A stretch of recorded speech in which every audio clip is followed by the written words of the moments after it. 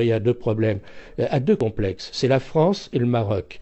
La France, pour les raisons qu'on connaît, on ne va pas revenir sur cette affaire, mais le Maroc, encore pire, parce que le Maroc est une vieille nation qui a 12 siècles d'existence, qui a une forte identité, et l'Algérie, il faut bien le dire, a été créée par la France.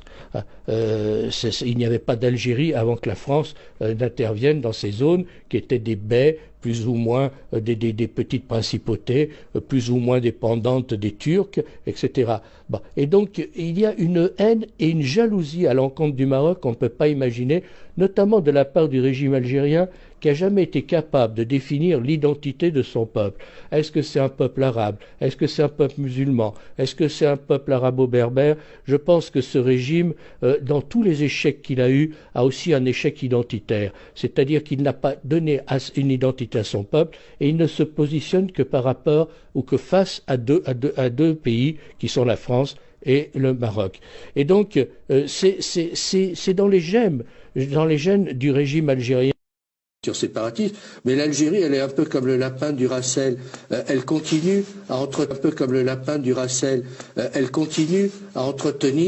par haine du Maroc, comme il y a aussi une haine de la France en Algérie. Il y a deux pays que le régime algérien, que les régimes algériens qui se sont succédés depuis l'indépendance ne supportent pas, c'est la France et le Maroc.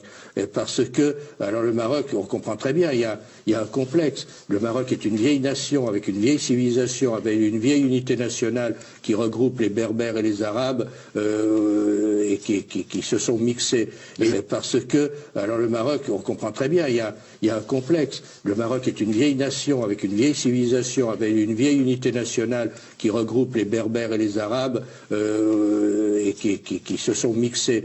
Et là, il s'en sort beaucoup mieux. D'ailleurs, à un moment, ils avaient parce que il y a eu la fermeture des frontières et puis une réouverture des frontières.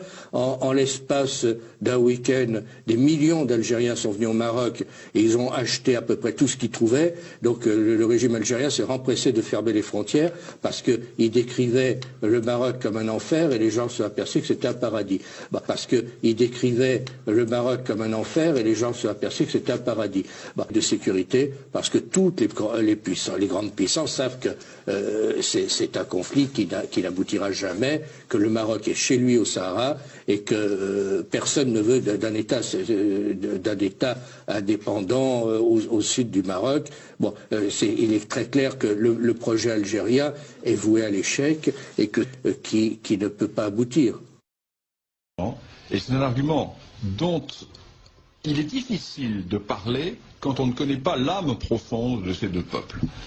Lorsqu'on ne connaît pas l'âme profonde du peuple algérien, lorsqu'on ne connaît pas l'âme profonde du peuple marocain, les Algériens font un complexe d'infériorité par rapport aux Marocains.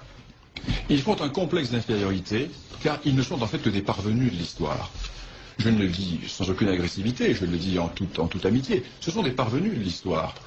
Ce pays n'a jamais existé. Au mieux, il fut une dépendance turque, une suite de bellicats. Et il était un monde d'anarchie. Il n'y a pas d'histoire de l'Algérie. D'ailleurs, Ferhat Abbas l'avait dit. J'ai visité les cimetières et je n'ai pas trouvé d'histoire de l'Algérie. Eh bien, de l'autre côté de la Moulouya, existe un royaume qui a 12 siècles d'histoire.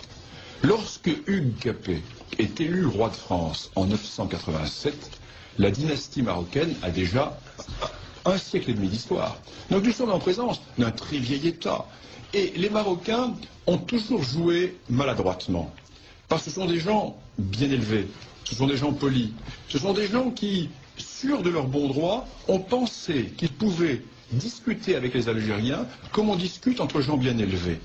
Or, ils ont eu en face d'eux des gens qui n'appliquaient pas les règles de la diplomatie traditionnelle et qui étaient restés peut-être dans cette politique des ouvertures barbaresques ou du rapt ou de la piraterie, mais non pas dans les usages qui étaient les usages classiques de la vieille diplomatie.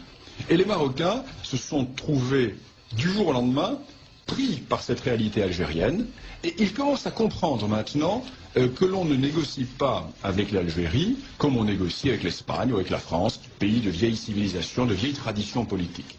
Alors,